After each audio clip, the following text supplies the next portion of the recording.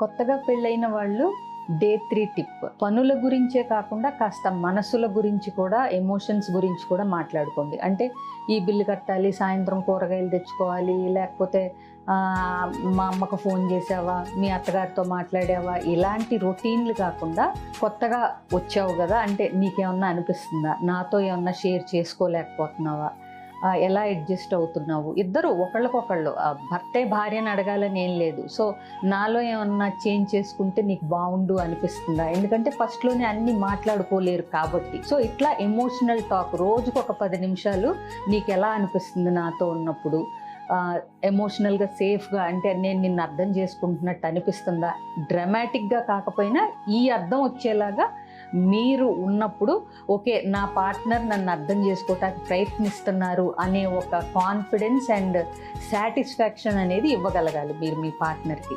Thank you.